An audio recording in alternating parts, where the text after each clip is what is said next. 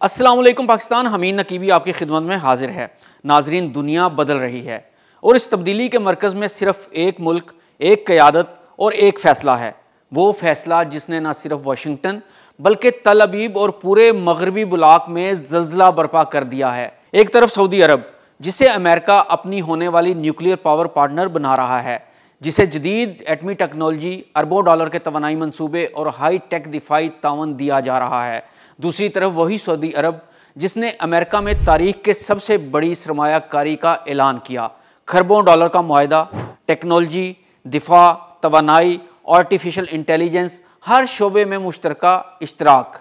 मगर इन्हीं सब के बावजूद एक फ़ैसला ऐसा जिसने सब कुछ बदल दिया। सऊदी अरब ने अब्राहम कार्ड में शामिल होने से दो टोक इनकार कर दिया। वजह क्या बनी? वही कार्ड जिसे अमेरिका मशरिक़ वुस्ता का सबसे बड़ा अमन मंसूबा कहता है। मगर सऊदी अरब ने कहा बग़ैर फ़लस्तीनी रियासत के कोई मुआहदा नहीं। आज की इस वीडियो में हम आपको तीन बड़े इंकशाफात बताएंगे। पहला, अमेरिका सऊदी अरब को न्यूक्लियर पावर बनाने के लिए असल में क्या मदद दे रहा है।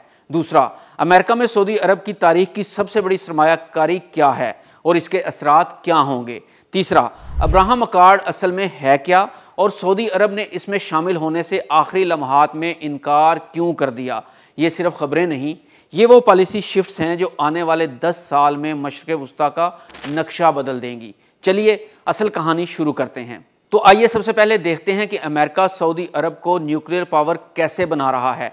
कहानी शुरू होती है MBS के हालिया दौरा वाशिंगटन से, जिसमें अमेरिका और सऊदी अरब के दरमियान civil nuclear cooperation agreement final हुआ। ये कोई आम मुआहदा नहीं, ये वही एग्रीमेंट है जिसके तहत अमेरिका किसी मुल्क को एटमी टेक्नोलॉजी तक रसाई देता है।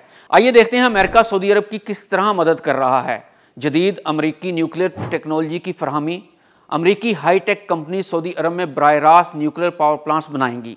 वही टेक्नोलॉजी जो अमरीका अपने सबसे करीबी इत्तहादियों को देता है, यानी स्मॉल मॉड्यूलर रिएक्टर्स। ये जदीद, कम लागत और ज़्यादा महफूज एटमी रिएक्टर्स हैं जो मुस्तकबिल की तवानाई तस्वर किए जाते हैं। सऊदी इंजीनियर की तरबियत की जाएगी। अमरीकी न्यूक्लियर इदारे सऊदी इंजीनियर्स को टेक्निकल ट्रेनिंग देंगे ताकि सऊदी अरब अपनी खुद Mukhtar nuclear energy work force बना सके।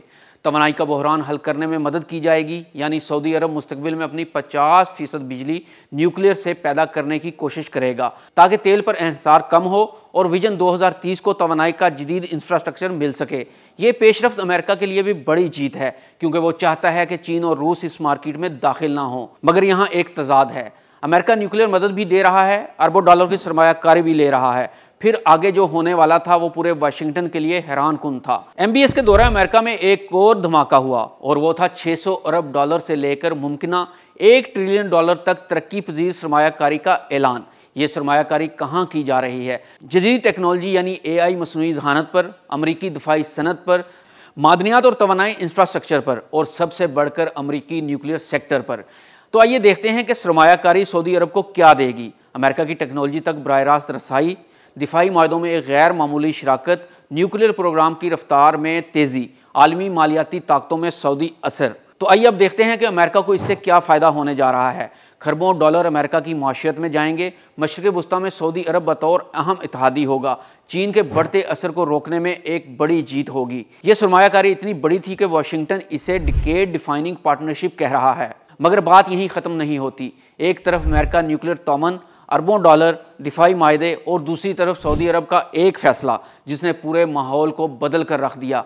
वो है सऊदी अरब का अब्राहम अकार्ड का हिस्सा न बनने से इनकार। तो आइए देखते हैं कि अब्राहम अकार्ड क्या है और सऊदी अरब ने इनकार क्यों किया। अब्राहम अकार्ड 2020 में ट्रंप इंतजामिया के तहत शुरू होने वाला अमन मंसूबा था। इसमें UAE, बहरीन, मराकश और सूडान ने इसराइल को तस्लीम कर लिया था। अमेरिका चाहता था कि सबसे बड़ा इनाम सऊदी अरब भी शामिल हो, क्योंकि अगर सऊदी अरब इसराइल को तस्लीम कर लेता है तो पूरा मशरिक़ वुस्ता अमरीकी पॉलिसी के मुताबिक दोबारा तरतीब पा जाता। और अमेरिका को यकीन था कि अरबों डॉलर के मुआहदों, दिफाई तामुन और न्यूक्लियर सपोर्ट के बाद सऊदी अरब हाँ कह देगा। लेकिन हुआ इसके बिल्कुल उल्ट। MBS ने अमेरिका से साफ लफ्ज़ों में कहा फ़लस्तीनी रियासत के क़याम के बगैर कोई अकॉर्ड, कोई पहचान मुमकिन नहीं। ये वो लम्हा था जिसने पूरे मुआहदे को रोक दिया। तो आइए देखते हैं कि सऊदी अरब ने क्यों इनकार किया। फ़लस्तीनी रियासत सऊदी अरब की रेड लाइन है। मस्जिद अक्सा का मामला, उम्मत मुस्लिमा की हसासियत, सऊदी अवाम की हमायत, खित्ते में सऊदी लीडरशिप बरकरार रखना और सबसे बढ़कर MBS का असूली मौक़िफ़। अमेरिका नाराज़ हुआ, ट्रंप ने सख्त बयान दिया, मगर सऊदीया ने पैगाम दिया, पैसा, दिफा, न्यूक्लियर सब अपनी जगह, लेकिन असूली फैसले इन डील से बड़े हैं। यही वो फैसला था जिसका फ़लस्तीनियों ने खुलकर खैर मकदम किया।